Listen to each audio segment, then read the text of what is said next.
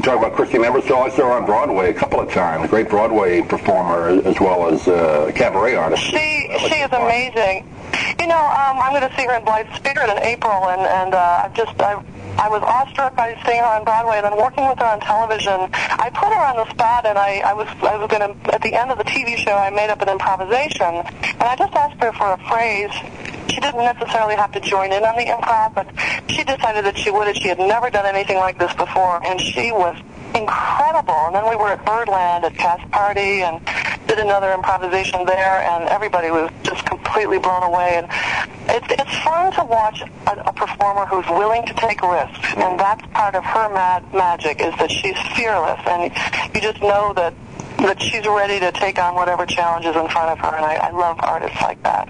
And I saw Liza Minnelli at her show, Liza's at the Palace, which has a beautiful CD out now, and it was one of the most thrilling moments of my life. I was proud that these two ladies were a part of the series. Well, her mother had a couple of engagements, right? I think in the 50s, then again in the late 60s before she passed away. Yeah, so it was particularly meaningful to see her there at the Palace, and literally the audience on the last day of her show run, we gave her about 15 standing ovations, and it was not over the top. It was that deserved. It was an amazing experience. Yeah, she's kind of really, I mean, we all know, she's overcome a lot in her life, but keeps on going, and you got to give her credit for that. Oh, absolutely. It's, everybody has their demons, doesn't matter what you do for a living, and when you see somebody who is able to overcome those challenges, it gives you hope that no matter how rough it gets, you can get over it, and not only can you get over it, but you might even be better for it. You've learned a lot. You've tested yourself. You're stronger. And she just is a tremendous inspiration to me. And it helps as a singer, too, doesn't it? I mean, I've heard other singers in the past say, you have to live a little bit before you can really understand some of these songs, and think of this CD at last has those type of songs, right? So if you sing it at 20, it probably wouldn't be as good as if you sang it later on in life, right? Yeah, I was such an old soul when I was 12 years old. I was born in 40, and I would sit at the piano and sing torch songs like my mother did.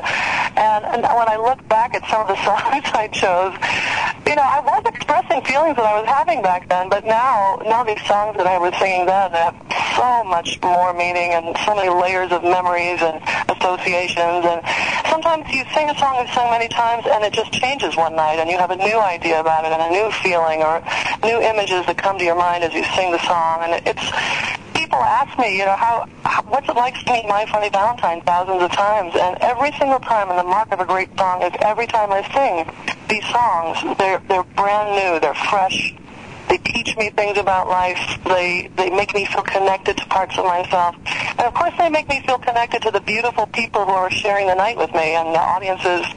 What we're able to experience together through these songs is really extraordinary. There's one thing you do in your show. There's a little clip of that. I don't know if you've seen it, or maybe you have. On YouTube, they put it up where you kind of do that improvisational thing. You take suggestions from the audience and you write a song for them. So it's a lot of fun. Right. I don't know which YouTube you're referring to. I was in Spain last year, and I was doing that with a big band, and I had Spanish people calling out words and phrases, and it was a lot of fun, and I enjoyed that particularly with symphony orchestras too.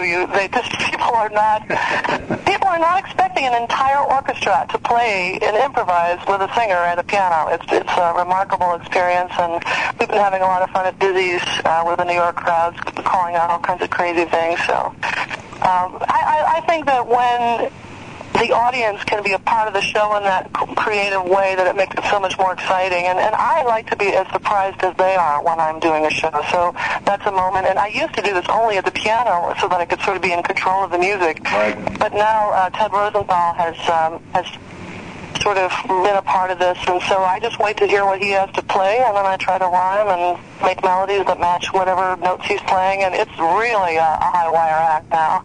That's a great talent. There's a performer I saw as a kid. I don't know if you ever knew him or saw him. Steve DePass. He would do something like that.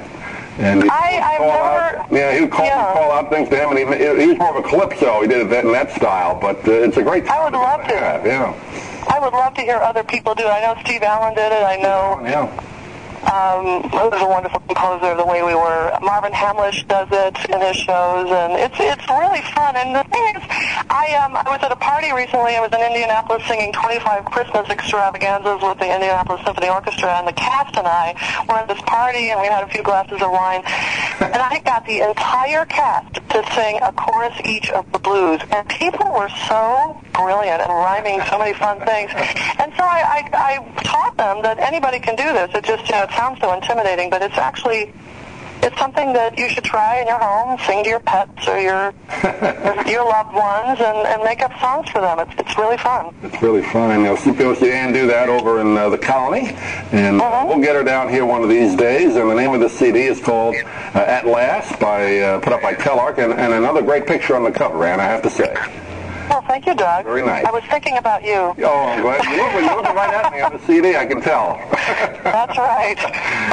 No, every CD you put out, you have great covers on, so... Well, I think it's important that when you can't see someone live, the cover tells a lot about somebody, so you want them to have some sense of what's inside that package, and hopefully the cover gives you a little idea.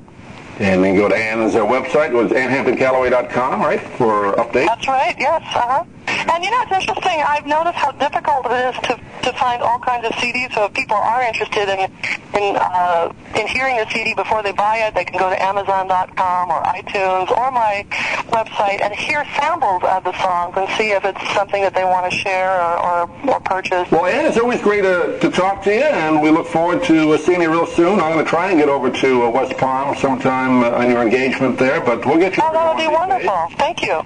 We must make that happen.